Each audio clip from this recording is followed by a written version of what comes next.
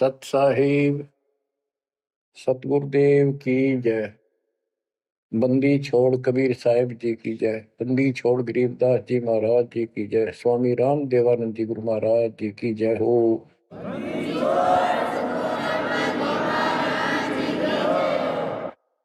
सर्व संतों की जय, सर्व भक्तों की जय, धर्मी पुरुषों की जय। श्री काशी धाम की जय, श्री सुडानी धाम की जय, श्री क्रोथा धाम की जय, श्री बरवाड़ा धाम की जय। सत साहिब जय जय सतगुरु मेरे की जय जय सतगुरु मेरे की।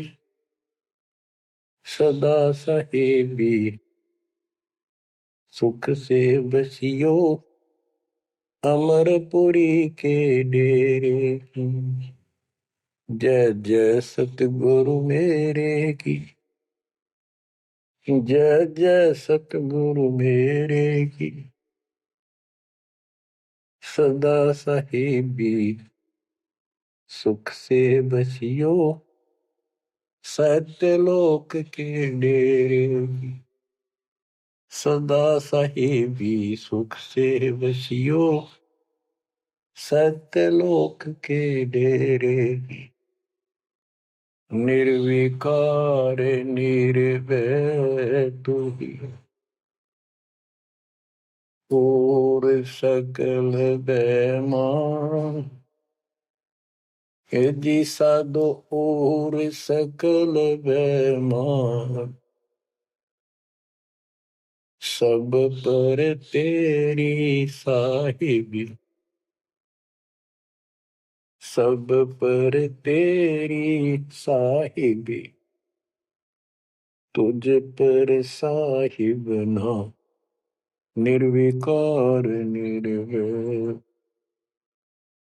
बच्चों, परमपिता परमात्मा कबीर जी की असीम रजा से आज आप अपने घर की जानकारी प्राप्त कर पाए हो। ये सामान्य बात नहीं है जो दास आपको बता रहा है, क्योंकि आपने कभी सुनी नहीं थी।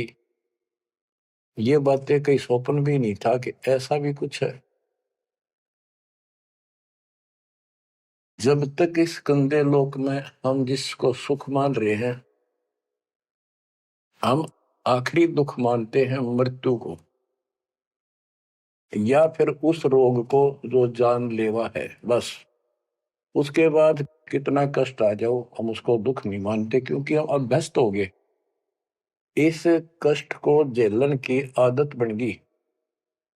टांग कट जा, हाथ कट जा, टूट जा, फिर भी हम जीने की आशा करते। और बात भी सही है, वे क्यों तो जन्म हुआ था, फिर मृत्यु क्यों हो रही है। हम और सब कष्ट को स्वीकार करने के तैयार हैं, लेकिन मौत अच्छी ना लगती। हाँ, मौत को जब सरेंडर करते मौत के लिए, जब कति महादुखी हो जा, शरीर कति नष्ट हो न हो, कंडम हो जा, उठा जाना बैठा जा, सांस भी साबित ना हो, हम स्वयं जब मानते हैं ये भगवान इसका अच्छा तो मर जावा। वो तो है ही, मरना तो है ही, मरे भीगा, लेकिन मरने के बाद कौन सा सुख होगा। फिर कुत्ता बन गया, गधा बन के कीड़े पड़ गए, वहां कौन संभालेगा।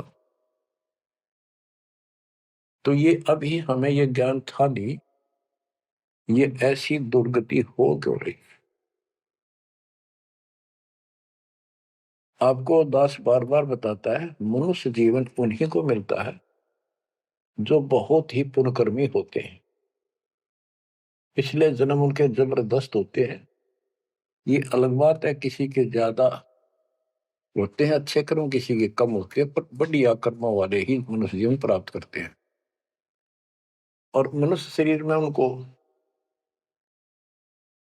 सुविधाएं भगवान देता है जो एक मानव को मिलती है। जिनके पास पैसे ज्यादा हैं वो ज्यादा बकवास करते हैं। कार ले ले, कोठी बन गई, और भी कोई 10-5 प्लाट खरीद ले, यानी भक्ति की तरफ नहीं जा सकते बाबा। या जो कतिय दुखी है, हैंड टू माउथ है, यानी समय पर रोटी ना मिलती, वो भगवान के लिए जागा कहाँ? उसको सारा दिन रोजगार की समस्या समस्या पर समस्या रहती है। तो कहने का भाव ये है कि जब तक हम थोड़े बहुत सुखी नजर आते हैं, जिस गंदे सुख को सुख मान रहे, तब तक हमें भगवान की कभी जरूरत नहीं। ये तो ये ज्ञान हो या फिर कष्ट आना शुरू होता जब भगवान याद आता, उसके लिए परमात्मा कहते हैं कबीर साहब, कबीर दुख में सुमन सब करें, सुख में करे न कोई, और जय सुख में सुमन कर ले तो दुख का एक हो गई। कबीर सुख में सुमन किया नहीं, दुख में करते याद, कहे कबीरता दास की कौन सुने फरियाद। सुख में तो करा नहीं, जब कैर टूटने लग गया चारों तरफ से, कैंसर डिक्लेयर होगी, सांस साबित नहीं आंदा, कई कर्म हीनता फिर भी नहीं मानते कि नाम ले लो और भक्ति कर लो, गला ना देखी जाएगी। उनके इतने कर्म कमजोर होते हैं, संस्कार माड़े होते हैं, खराब होते हैं। थोड़े बहुत कष्ट होकर भी यदि परमात्मा की तरफ लग पड़े, चल पड़े, उसका नाम ले ले, तो भी सहारा देना शुरू कर देता था। बड़ा दयालु है। अब भक्ति से सब दूर हो चुके हैं, और जो करते हैं वो पिछले संस्कारी हैं, उनको रास्ता ठीक नहीं मिलता, वो शास्त्र विधि त्याग कर मनमाना आचरण करने पर लगे हुए हैं।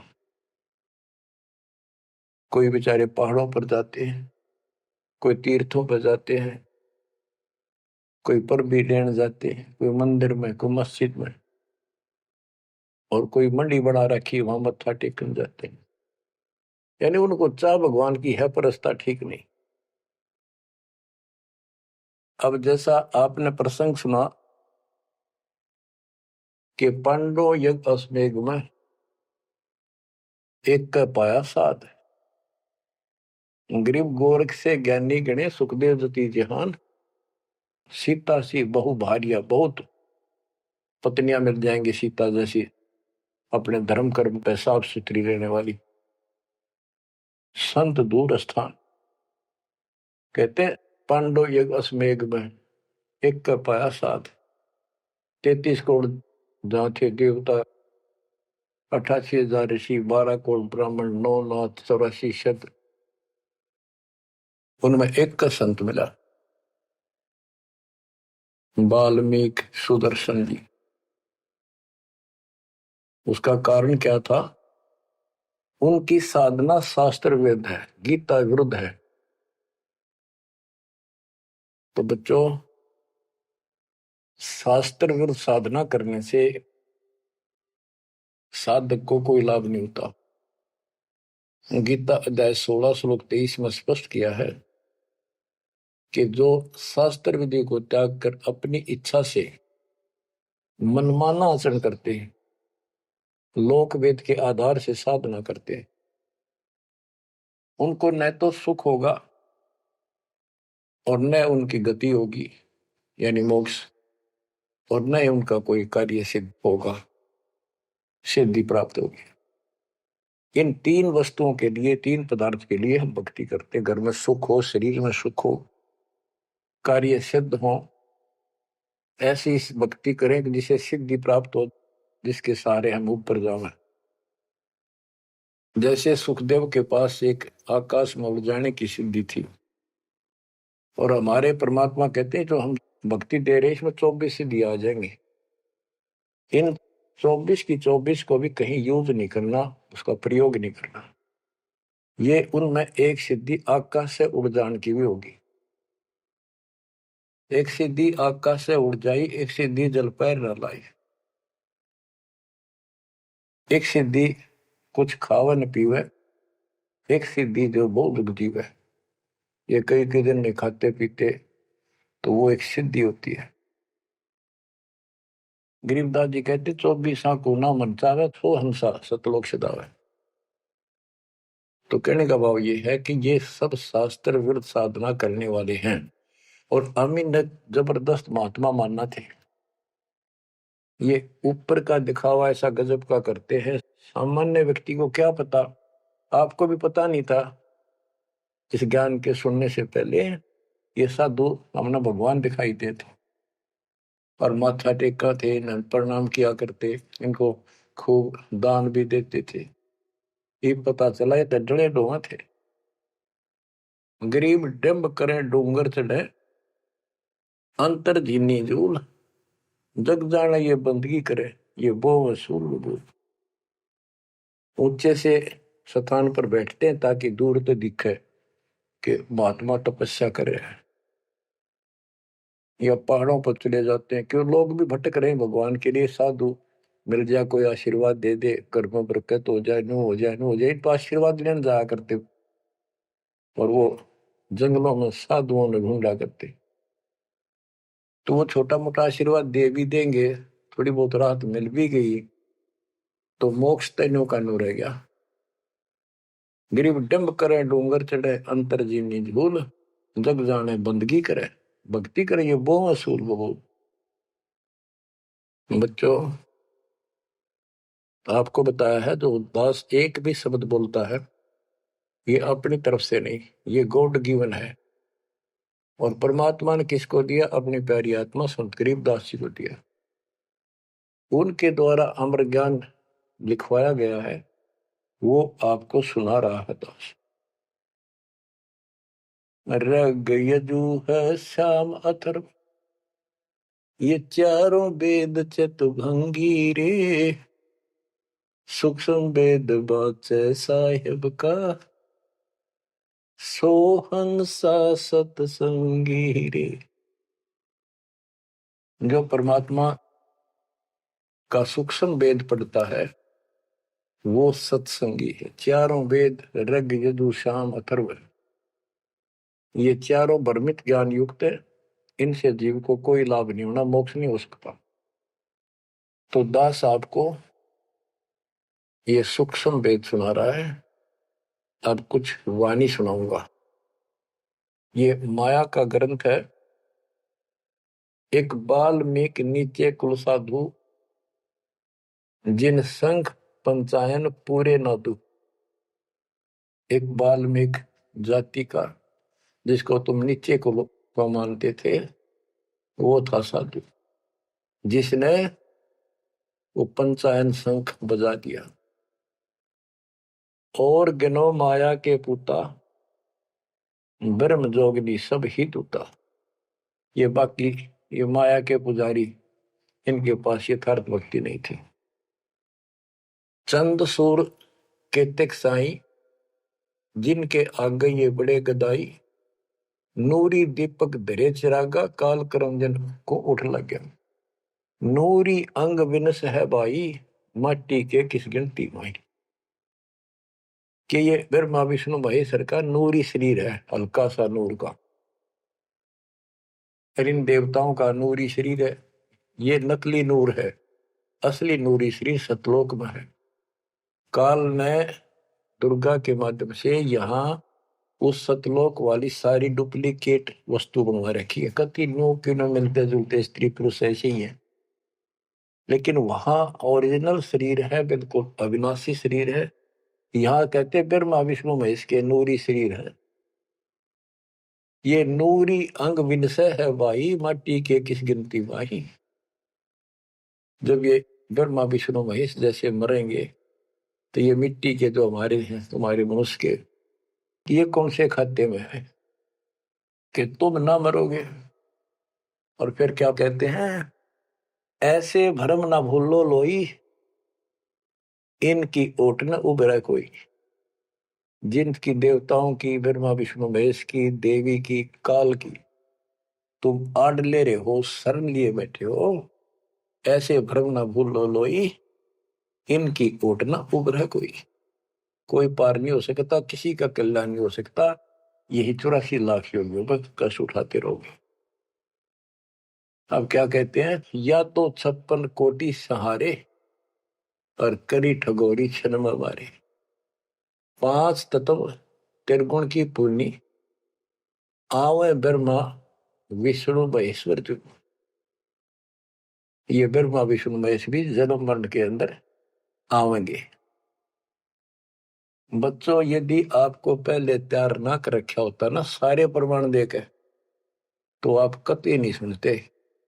अगले दिन आप कतई कान का नहीं लाते यूट्यूब के चैनल को, जो कहो झूठ बोल रहा है। और आज आपके घीसा गल है कि गजब अजब कतई साची सारी। और ये 300 वर्ष पहले संत गरीबदास ने लिखे कदर गए थे। उन्होंने प्रचार नहीं किया, उनको पता था कि इस ग्रंथ ना और पाट देंगे जय ईब गणा प्रचार कर दिया था। आग ला देते इसके पहले जो इतना गहराई से कोई बतानिया होता था।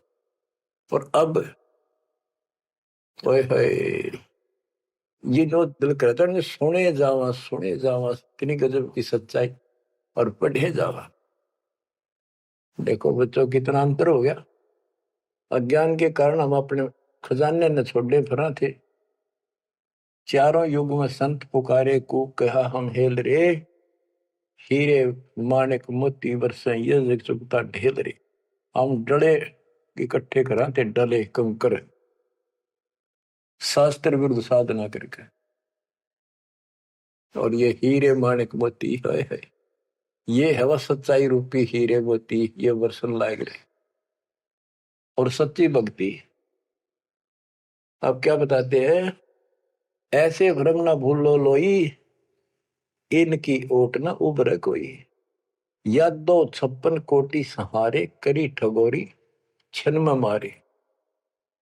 अब सुनो, यादो 56 कोटि सहारे, करी ठगोरी छन में मारे। 5 तत्व त्रिगुण की पुनी, आए ब्रह्मा विष्णु महेश्वर जूनी। देखो काल का जाल कितना भयंकर है।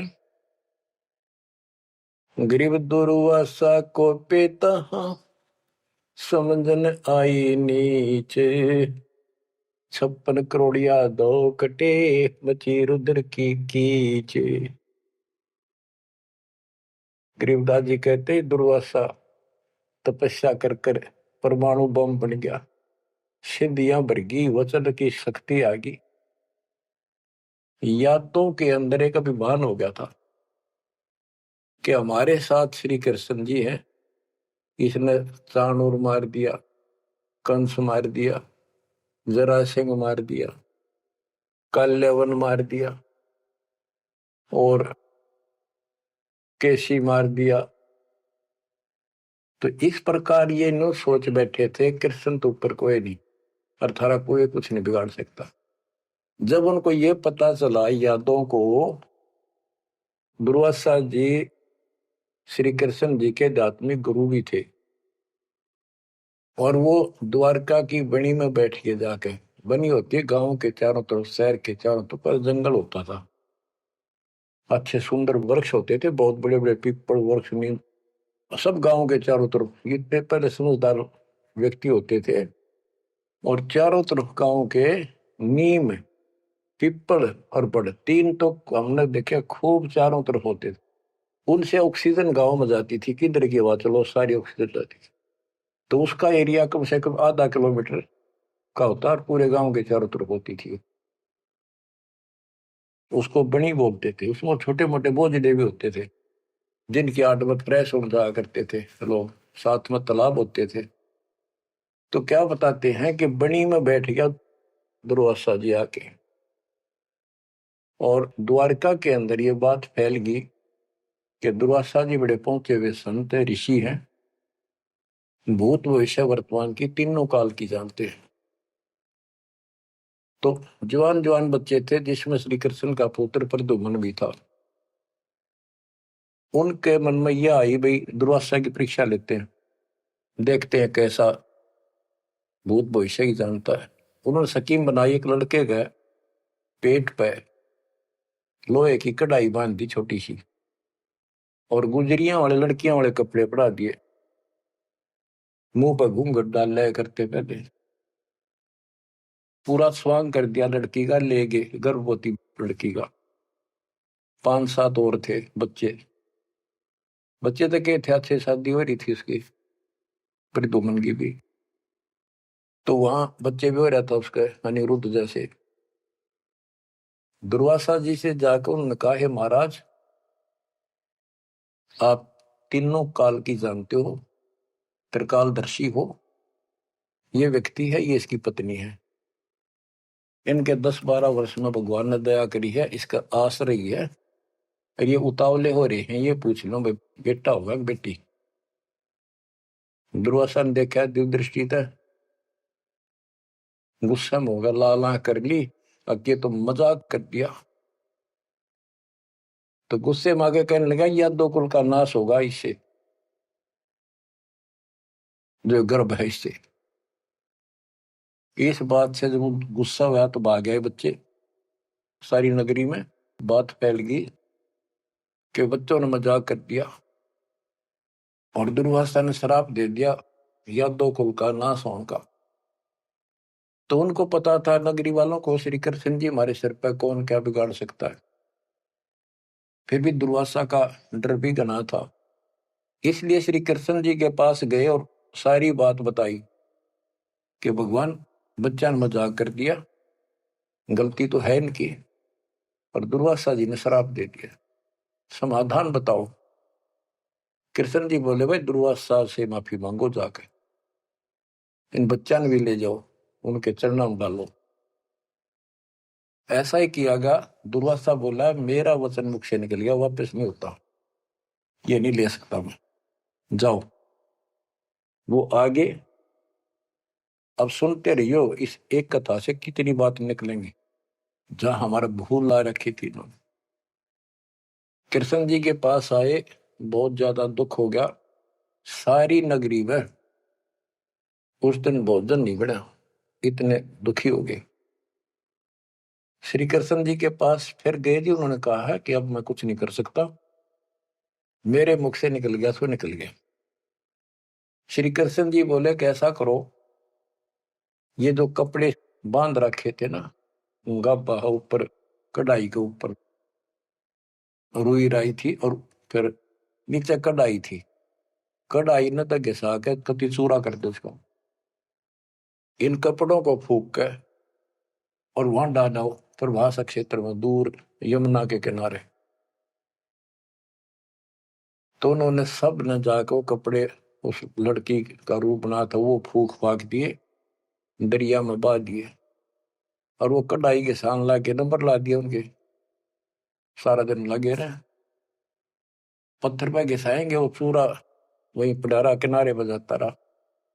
एक कड़ा किसी को दे दिया, भैया तेरी ड्यूटी कई दिन में घिसा, कड़े जो पकड़न के होते हैं ना कढ़ाई के, वो और तो घिसा दिया। वो एक कड़ा उस आलसी पर घिसा को नहीं, थोड़ा बहुत घिसा, वो बहुत सारा रह गया, उसने लोगों ने फेंक दिया। तो सबको ये हो गया, बस समाधान बता दिया श्री कृष्ण जी ने, अब कुछ होने का नहीं, सब निश्चिंत हो गया। कुछ वर्षों के बाद आपस में जरा जरा सी बातों पर, आपस में यादों का, आपस में लड़ाई होने लगी। कोई जरा सी कहते लट्ठम लट्ठा मार दे एक दूसरे ने, हाहाकार मच गया नगरी में, अकाल मौत होने लगी, पशुधन नष्ट होने लगे। तो नगरी के व्यक्ति फिर गए श्री कृष्ण जी के पास कि हे भगवान, ऐसा कौन सा पाप उगड़ गया इस नगरी का, किसी ने किसी की बातें नहीं सुहाती, जरा सा बोलते हैं लट्ठम लट्ठा हो जाए, मार डाले, अकाल मृत्यु होने लग रही है। कुछ दया करो, रक्षा करो, कारण बताओ, कुछ समाधान बताओ, हमको धर्म पुण्य कहो, वो कर देंगे। श्री कृष्ण जी बोला, भाई जो दुर्वासा ने श्राप दिया है ना, अब वो फल गया, उसके कारण ये सब कष्ट आ रहे। तो नगरी के लोग बोले, जी कोई समाधान बताओ, आप तो मालिक हो, सारी सृष्टि के रचने वाले हो, आप तो सब कुछ कर सकते हो। कृष्ण जी बोले, ऐसा करो, सारे नर यादव, छोटे छोटे बच्चे, नवजात लड़का भी हो ना, नर, ओनली मेल, सबको ले जाओ प्रभास क्षेत्र में, यमुना में स्नान करो, स्नान करने से तुम्हारा ये दुर्वासा वाला श्राप खत्म हो जाएगा। तो सब ने वह बात माननी थी, क्योंकि गुरु थे वो और भगवान मान रखे थे। सब नवजात शिशु उस दिन भी जन्म हुआ था उस लड़के को भी ले गए और वहां जाके स्नान करने लग गए। नगरी में कवा सुनी सबकी हो रही थी, आंख बड़ा थी एक दूसरे की।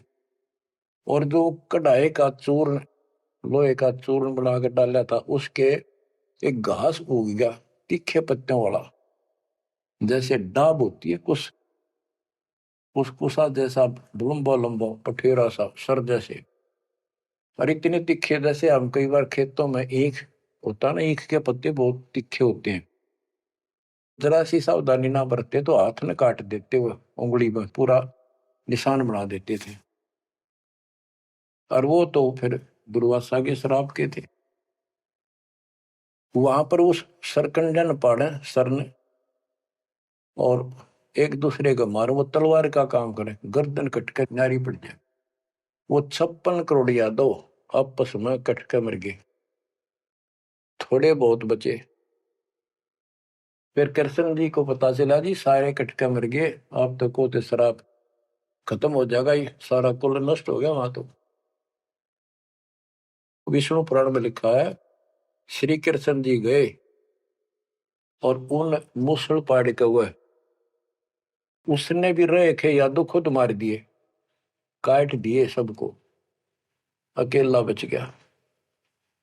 और फिर जाके एक पेड़ के नीचे बैठ गया। अब वो श्री कृष्ण ने नहीं मारे, उसमें काल बढ़ के मारे।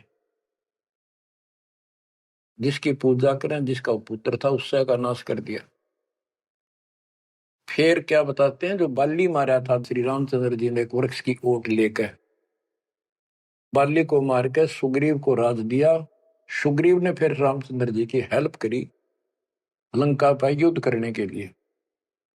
वो बाली उसने मारा था धोखा करके, आमने सामने श्री रामचंद्र जी लड़ नहीं सका, उसमें इतनी ताकत थी, 50% पावर खींच लेता था बाली। इसलिए वृक्ष की ओट लेकर सुग्रीव ने बता दिया उसके भाई ने, वृक्ष की ओट लेकर मार सकते हो, वैसे नहीं सामने ना आना। वृक्ष की ओट लेकर थोड़ा सा मुंह काटा, तीर ठोक दे। जब 7-8 तीर मारे, जब वो मरा था।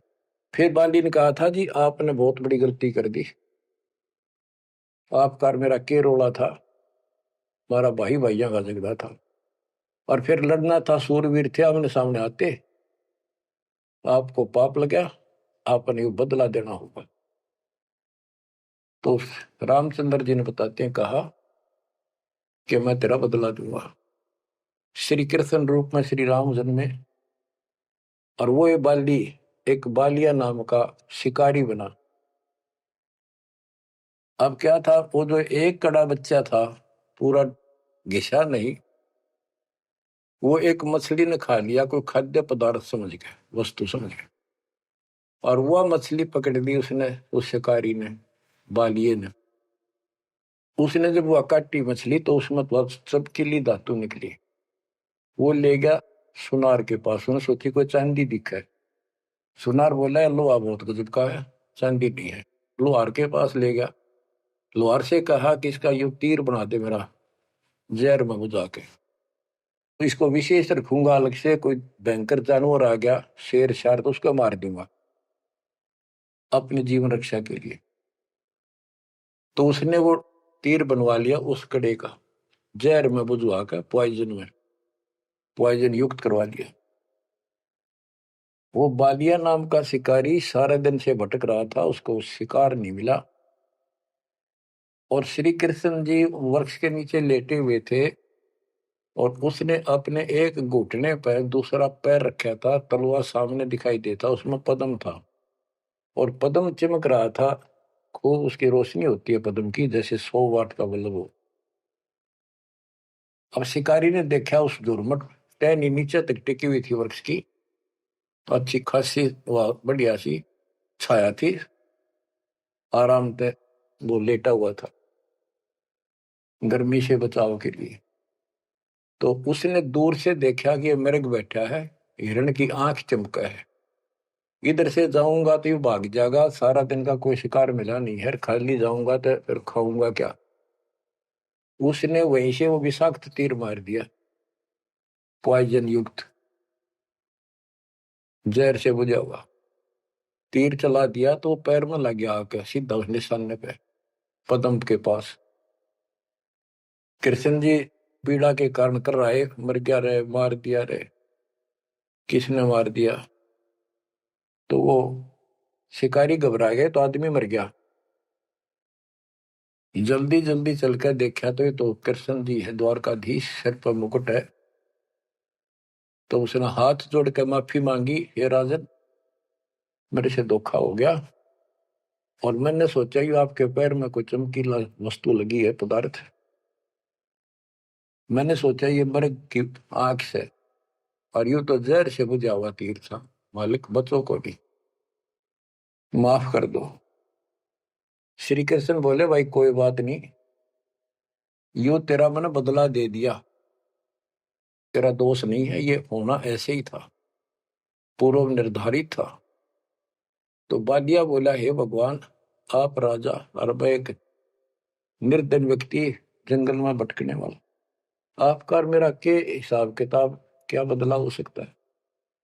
तब श्री कृष्ण जी कहते, भाई तू बाली था, बड़ा बलवान था, सुग्रीव का भाई था, और मैं रामचंद्र रूप में अपनी पत्नी की खोज में भटक रहा था, और तेने अपने भाई को दुखी कर रखा था। उसने मेरे से वायदा किया, सुग्रीव ने, तेरी मदद कर दूंगा, मेरे भाई तो मेरा राज दिला दे।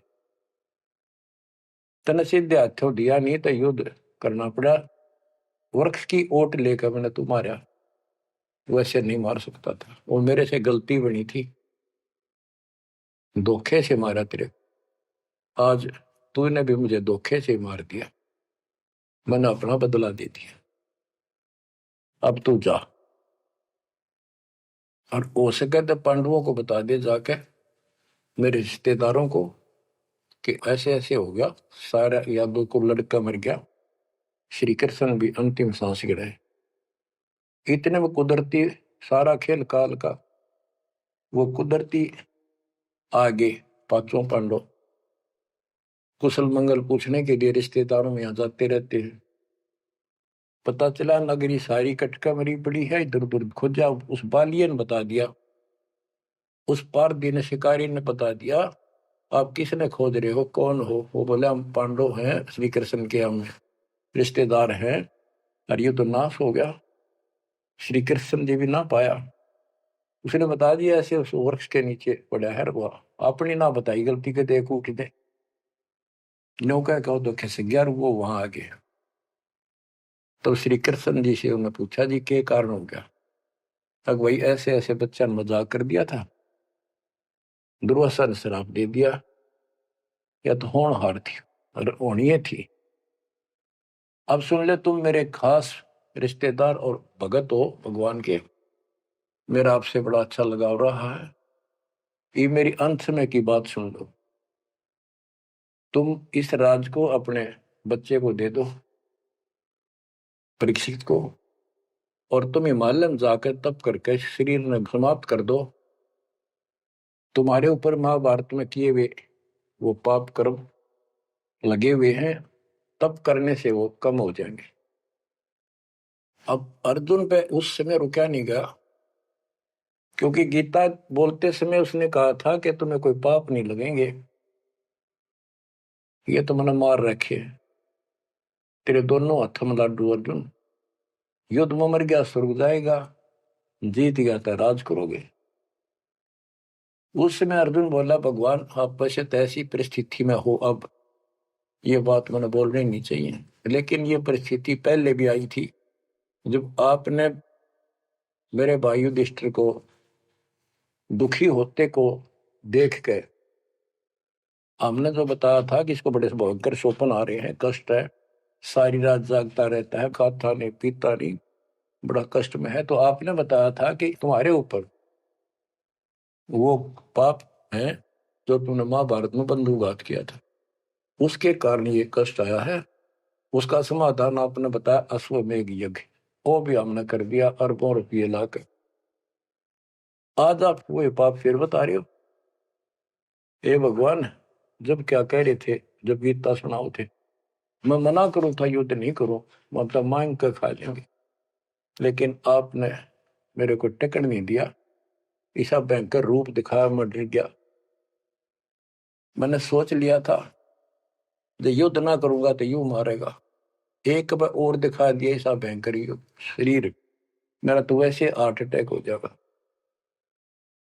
इस कारण से मैंने युद्ध करना स्वीकार कर लिया।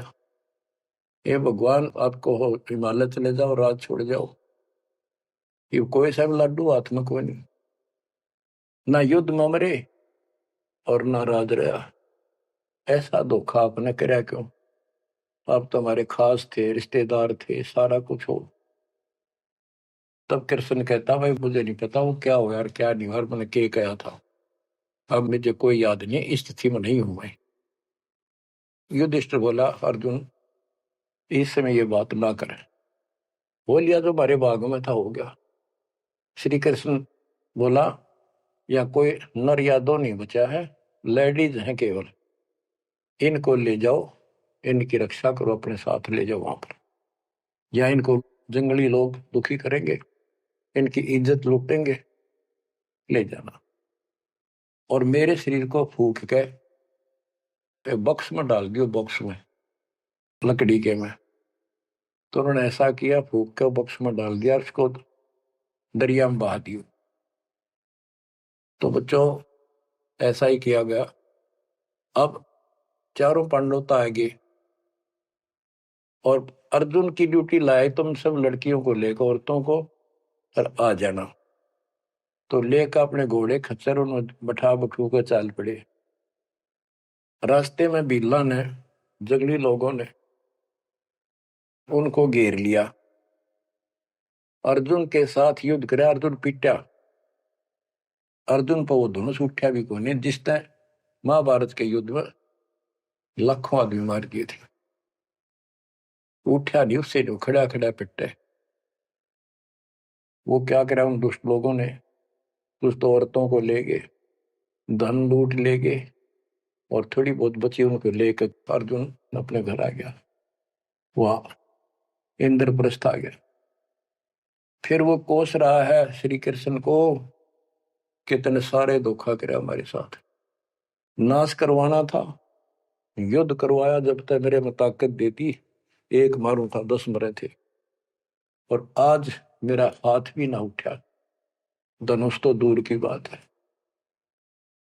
गीता में ये काल कहता है कि मैं बलवानों का बलवान, बुद्धिमानों की बुद्धि में ही हूं। वह तो शक्ति देती नाश कराने, वह छीन ली वापस। ऐसे धोखेबाज भगवान की भक्ति करके हमने असंख्यों जन्म नष्ट कर दिए बच्चों। अब बताओ, अब सुनो इस कथा का निष्कर्ष। ना तो पांडवों को स्वर्ग मिला, नरक में पड़े, ना वो राज रहा, और जैसे किसी ने श्राप दे दिया, जो 3 ताप के अंतर्गत कष्ट होता है, वो 3 ताप का कष्ट भी श्री कृष्ण जी से समाधान नहीं हुआ। पहले कह दिया कि इसको घिसा के सारे कढ़ाई को, कपड़ों को फूक कर उस चूरे को जमुना में डाल दो, तुम्हें ये दुख नहीं होगा, दुर्वासा का श्राप कष्ट नहीं देगा। वो सारा कर दिया, फिर बोले कि उसमें स्नान कर लो, जमुना में नहाने से सारा श्राप कट जाएगा। वो बेचारे नहा भी लिए, वो श्राप तो कटा कोई ना, वो कट कर मरिए। तो ये नकली जितने संत हैं, नो धोखा दे रहे तुम्हारे साथ, वह ऐसा चढ़ा दो, वहां स्नान कराओ, पर भी में नहा लो, कुंभ का मेला बड़ा, पर भी में नहा लो, मुक्ति हो जाएगी, है उस तालाब में नहा लो, तीर्थ में, वहां मुक्त हो जाएगा। ये नो विरान मट्टी करे, कुछ होना जाना नहीं। तुम कौन राम का जपते जापम, ताते कटे ना तीनों तापम। अब क्या बताते हैं, ऐसे भरम न भूलो लोई, इनकी ओट न उभरे कोई, या 256 कोटि सहारे, करी ठगोरी छन मोरे, 5 तत्व त्रिगुण की पुनी, आए ब्रह्मा विष्णु महेश्वर जोनी। अष्ट सिद्धि नौ निधि मन के पोए, जा पर ब्रह्मा विष्णु महेश्वर रोए। नौ अवतार पार ना पाए, ब्रह्म जोगिनी सब डकाए। कृष्ण विष्णु कन्वा भगवाना, ब्रह्म जोगिनी संग खिलाना। 14 लोक रसातल कूटे, कोई गुरुमुख साधु बिरले छूटे। के कोई गुरुमुख साधु पूर्ण संत का उपदेशी भक्त भगतमती केवल इनका बचाव हुआ। यम किंकर के धाम नरेशा, सर दर्शन के बंधे केसा। विष्णुपुरी लूटी विधि भारी, जा चंदा बदनी कामनी नारी। भोग विलास करें वहां प्राणी, बोर पड़े हैं चारों खानी। कहते ऊपर के लोकों में ये सारी बकवाद करे, क्योंकि वो स्वर्ग होटल हो तो वो बकवाद है और वो है क्या, अपनी जेब कटवा के पुण्य खत्म करके फिर पृथ्वी पा के धक्के खावे कुत्ता बने गधा बने। भोग विलास करें वहां प्राणी, बोर पड़े हैं चारों खानी। शिव पर लूटे कूटे बहु भांति, ये जम किम कर तोड़त है छाती। बच्चों स्वर्ग बैकुंठ मठ सब लूटे, बिस्त बीज थे सो नहीं छूटे। ब्रह्मंड 2100 आग लगी है, या कर्तबाजी सब ठगी है। बच्चों बहुत अच्छी किस्मत आपकी, आपको ये अमर ग्रंथ अमर ज्ञान और सत्य कथा सुनने को प्राप्त हो रही है। कुर्बान हो जाओ, इसको हल्के बना लो। मालिक आपको मोक्ष दे, सदा सुखी रखे। सत्साई।